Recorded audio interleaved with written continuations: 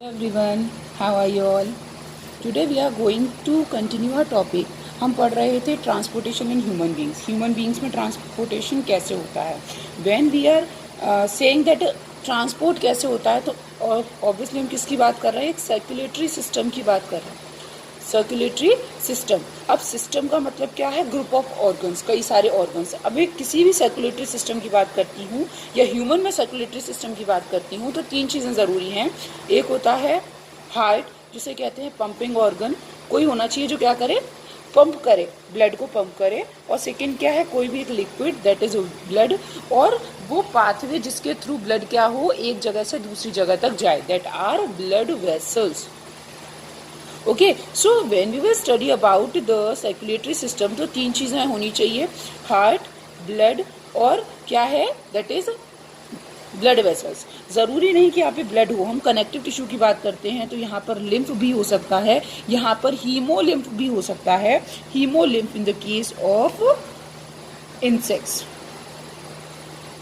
Okay, so today we are going to continue our topic with blood vessels. आज हम discuss करेंगे blood vessels. Blood vessels क्या हैं?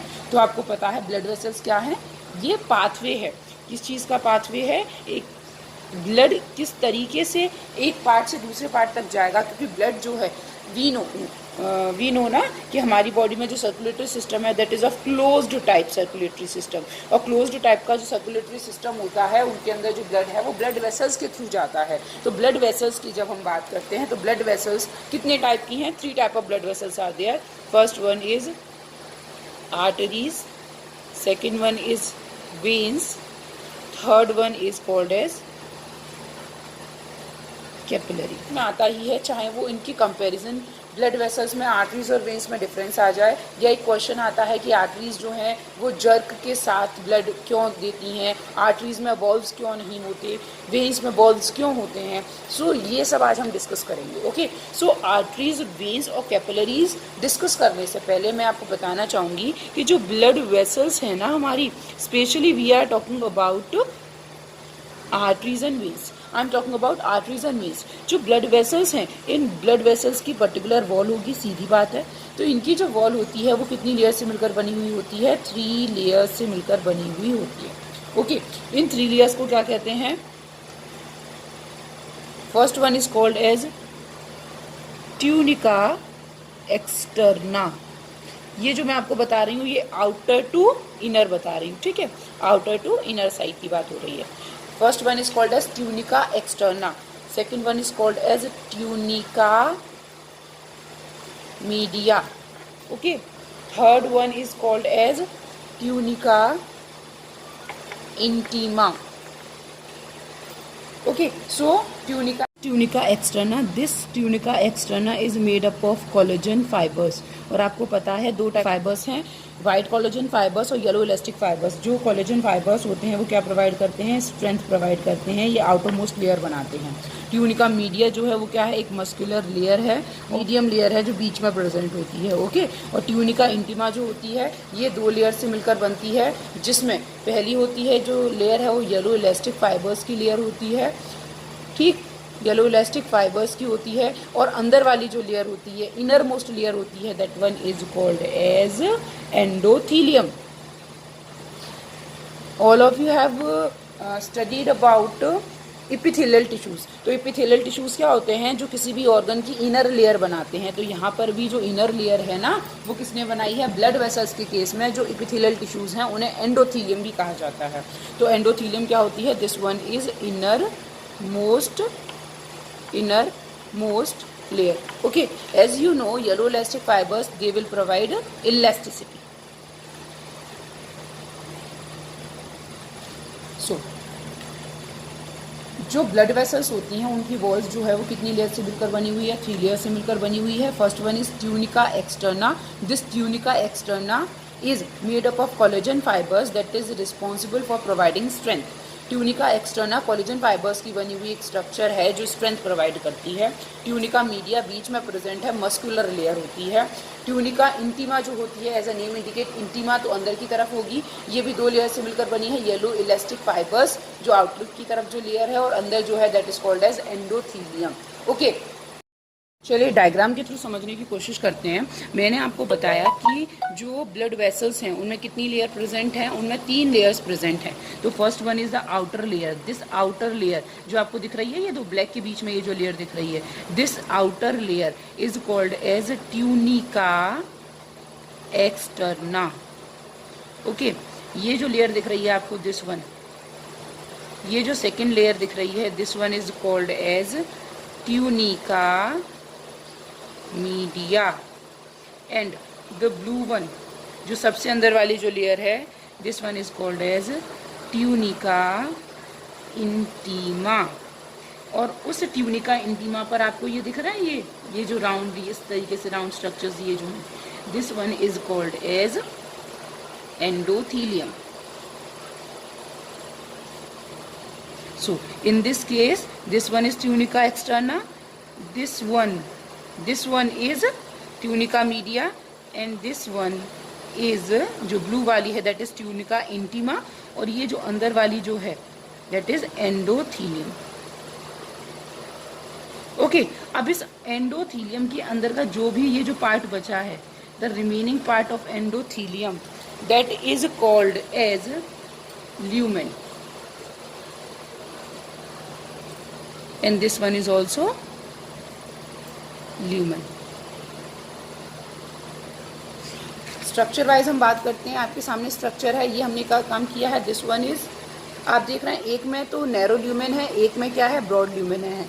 So this is a transverse section of artery. Okay, and this one is a transverse section of when. अगर हम इन दोनों का comparison करें तो ट्यूनिका एक्सटर्ना जो आपको दिखाई दे रही है, ट्यूनिका एक्सटर्ना इसके केस में कैसी है, थिन है. यहाँ पर कैसी है, थिक.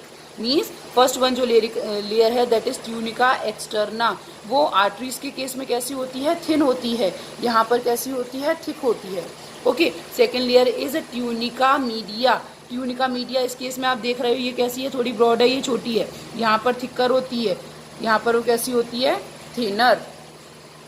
थर्ड बात करते हैं, third one is tunica intima. तो ट्यूनिका इंटीमा जो होती है वो इसमें कैसी मेम्ब्रेन है, काफ़ी थिकर मेम्ब्रेन है, और यहाँ पर वो मेम्ब्रेन कैसी है, थिन. ओके, मीन्स हमने क्या बताने की कोशिश की कि स्ट्रक्चर वाइज डिफरेंस की बेस पर बात की कि जो ब्लड वेसल्स होती हैं उनमें 3 लेयर्स होती हैं, और जो इनर मोस्ट लेयर होती है that is called as endothelium. Now you can see इसके अंदर जो ल्यूमेन है, मीन्स जो अंदर जो स्पेस बचा वो कैसा है, नैरो है. इन द आर्टरीज ल्यूमेन कैसा है, नैरो है. और यहाँ पर जो है आप देख रहे हो, यहाँ पर क्या प्रेजेंट है, जो ल्यूमेन है वो कैसा है, कंपेरेटिवली कैसा है, ब्रॉडर है. ठीक, ये जो मैंने थर्ड स्ट्रक्चर बनाई है that one is capillary. Capillary जो होती हैं वो क्या होती हैं, काफ़ी फाइनेस्ट स्ट्रक्चर्स होती हैं, जिनमें ना ही ट्यूनिका एक्सटर्ना होती है, no tunica externa, no tunica externa, no tunica media. Only क्या प्रेजेंट होता है इसके अंदर, एंडोथीलियम प्रेजेंट होती है. तो आप देख रहे हैं ये एंडोथीलियम की सेल्स हैं, और ये क्या है, कैपिलरीज हैं. ये कैपिलरीज जो हैं वो ब्लड, कैसी ब्लड वेसल्स हैं, फाइनेस्ट ब्लड वेसल्स हैं. ओके, ये तो हमने स्ट्रक्चर वाइज डिफरेंस की बात की. अब नॉर्मली बात करते हैं तो as you can see lumen इसका नैरो है, इसका कैसा है, ब्रॉड ल्यूमेन है. ये जो आर्टरीज होती हैं they will carry the oxygenated blood. कैसा ब्लड कैरी करती हैं, oxygenated blood. And these will carry deoxygenated blood. Veins will carry deoxygenated blood. Listen, आप लोगों को ये लगता है कि ऑक्सीजनेटेड ब्लड का मतलब होता है blood that is having oxygen, and deoxygenated blood जो होता है उसका मतलब होता है blood that do not having oxygen. No, deoxygenated, D means होता है डिफिशियंसी, कमी होना. मीन्स इसमें ऑक्सीजन कम है, ज़्यादा क्या है, कार्बन डाइऑक्साइड है. तो डीऑक्सीजनेटेड का मतलब ये नहीं है कि हमारा जो ब्लड है उसमें बिल्कुल ऑक्सीजन नहीं है. ऑक्सीजन का लेवल कार्बन डाइऑक्साइड से कम है. और ऑक्सीजनेटेड ब्लड जो होता है वो क्या होता है, ऑक्सीजनेटेड ब्लड जो होता है वो प्योर ब्लड होता है. आर्टरीज क्या काम करती हैं, जो हमारा ब्लड है उसे अवे ले जाती हैं, away from the heart. Heart से दूर की तरफ ले जाती हैं. मीन्स जब हार्ट पंप करता है ना, ठीक है, तो वो किस में करता है, आर्टरीज में करता है, और अवे फ्रॉम द हार्ट है. और यहाँ पर क्या है, टुवार्ड्स हार्ट. यहाँ पे जो वेन्स है वो क्या काम करती हैं, हार्ट की तरफ लेकर आती हैं. One more important point is that oxygenated blood है, इसका एक एक्सेप्शन है, that is pulmonary artery. This pulmonary artery contains impure blood. Impure blood means we can say deoxygenated blood. ठीक, और ये जो होता है इसका भी एक्सेप्शन है, that is pulmonary vein. Pulmonary vein, और ये क्या काम करती है, it will carry the oxygenated blood. ठीक, अब इसका नैरो ल्यूमेन है तो उससे इसका क्या फ़ायदा है या क्या नुकसान है. आप एक इस पाइप में एक छोटा सा पोर है तो उसमें वाटर भरा हुआ है, वो सारे वाटर को बाहर निकलना है, तो प्रेशर ज़्यादा होगा या कम होगा, पानी बहुत ज़्यादा प्रेशर से बाहर निकलेगा. तो सेम क्या होता है कि जो हमारी आर्टरीज़ हैं उनके अंदर जो ल्यूमेन है वो नैरो है, और नैरो ल्यूमेन या छोटा ल्यूमेन होने की वजह से ब्लड का प्रेशर क्या रहता है, हायर रहता है. यहाँ पर ब्लड प्रेशर कैसा रहता है, हायर रहता है. ओके, लेकिन आप यहाँ देख रहे हो कि जो अपनी क्या है, जो वेन्स हैं उनका जो ल्यूमेन है दैट इज ब्रॉड, तो यहाँ पर जो ब्लड प्रेशर रहता है वो कैसा रहता है, लोअर रहता है. एक और चीज़ यहीं से रिलेटेड एक क्वेश्चन आता है कि जो आर्टरीज जो हैं वो जर्क के साथ, फोर्स के साथ जो ब्लड है उसको क्यों पंप करती हैं. तो आप क्या आंसर देंगे, क्योंकि जो उनका ल्यूमेन है वो नैरो होता है और इन्हें जो ब्लड है, प्योर ब्लड है, उन्हें कहाँ तक पहुँचाना है, बॉडी ऑर्गन्स तक पहुँचाना है. तो दैट इज़ वाई क्या होते हैं, काफ़ी प्रेशर के साथ ब्लड को क्या करती हैं, पंप करती हैं. ओके, अब ये आता है हमारा ब्लड प्रेशर यहाँ पर क्या रहता है, लोअर रहता है. एक और important point, as you can see by the help of the diagram, यहाँ पर कोई भी वाल्व नहीं है, ये ओपन है, लेकिन यहाँ पर आप देख रहे हो ग्रीन कलर से मैंने जो बनाया है, दिस वन इज वाल्व. ठीक, तो जो आर्टरीज हैं उनके अंदर कोई भी वाल्व प्रेजेंट नहीं होता, जबकि वेन्स के अंदर वाल्व प्रेजेंट होते हैं. तो they do not contain arteries. Arteries क्या काम करती हैं, डू नॉट हैव वाल्व्स, इनके अंदर वाल्व्स नहीं होते. वाइल जो वेन्स हैं उनके अंदर क्या होते हैं, वाल्व्स प्रेजेंट होते हैं. वन मोर क्वेश्चन जो एग्जाम में काफ़ी ज़्यादा पूछा जाता है कि जो वेन्स हैं उनके अंदर वाल्व्स क्यों प्रेजेंट होते हैं, what is the importance of valve. तो ये क्या काम करते हैं, प्रिवेंट करते हैं back flow of blood. Means जो ब्लड है ना, ये कहाँ से कहाँ पर जा रहा है, आपको पता है कि हार्ट की तरफ जा रहा है, तो ये वापस लौट के हमारे कहाँ ना चला जाए, बॉडी ऑर्गन्स तक ना चला जाए, उसको प्रिवेंट करते हैं, बैक फ्लो को रोकते हैं. और तीसरा क्या है, कैपिलरीज हैं, ये नैरो ट्यूब लाइक स्ट्रक्चर्स हैं. बात करते हैं तो जो कैपिलरीज होती हैं ना, ये स्मॉलेस्ट ब्लड वेसल हैं. These are smallest blood vessels, smallest blood vessels. उसके साथ क्या है, ये क्या बनाती हैं, एक फाइन नेटवर्क बनाती हैं. ये जो होता है ना, इनके अंदर भी जो ब्लड प्रेशर होता है ना, वो कैसा रहता है, काफ़ी लो रहता है. उसके साथ साथ ये जो होती है ना, जो अपनी आर्टरीज, ये जो अपनी कैपिलरीज होती हैं, जैसे कि मैंने आपको बताया, इसमें 3 लेयर्स प्रेजेंट नहीं होती हैं, केवल अंदर एंडोथेलियम लेयर इज प्रेजेंट होती. ओके, अच्छा, एक और बात मैं आपको बताना चाहूँगी कि कभी कभी क्या होता है, क्वेश्चन हमारे माइंड में आता है कि जो वेन्स हैं वो कहाँ प्रेजेंट होंगी. तो वेन्स और आर्टरीज क्या एक साथ प्रेजेंट होंगी, नो. आर्टरीज जो होती हैं वो डीपर होती हैं. ओके, आर्टरीज जो हैं वो कहाँ होती हैं, डीपर होती हैं, generally lie deep seated in the body, जबकि जो वेन्स होती हैं वो सुपरफिशियल होती हैं. जब भी ब्लड सैंपल लिया जाता है टेस्टिंग के लिए, तो वो कभी भी कहाँ से नहीं लिया जाता, आर्टरीज से नहीं लिया जाता, वो हमेशा वेन से लिया जाता है. आर्टरीज से ब्लड सैंपल बहुत कम केस में लिया जाता है. ठीक है, किस केस में लिया जाता है, एक प्रोसेस होती है that is called as atrial stick method. उस एट्रियल स्टिक मेथड में जो ब्लड लिया जाता है वो आर्टरीज से लिया जाता है. इसमें मेनली किसके लिए किया जाता है कि ये जो अपनी ऑक्सीजनेटेड ब्लड है ना, एज वी नो आर्टरीज में ऑक्सीजनेटेड ब्लड है, उस ऑक्सीजनेटेड ब्लड में अमाउंट ऑफ ऑक्सीजन कितना है, अमाउंट ऑफ ऑक्सीजन कितना है उसका टेस्ट करने के लिए एट्रियल स्टिक मेथड यूज़ किया जाता है. और बाकी जो एट्रियल स्टिक मेथड क्या है, जब आर्टरीज से ब्लड लिया जाता है सैम्पलिंग के लिए. लेकिन नॉर्मली जो ब्लड लिया जाता है वो कहाँ से लिया जाता है, वेन से लिया जाता है. वाई, बिकॉज जो वेन्स हैं, बिकॉज वेन्स क्या हैं, वेन्स आर सुपरफिशियल.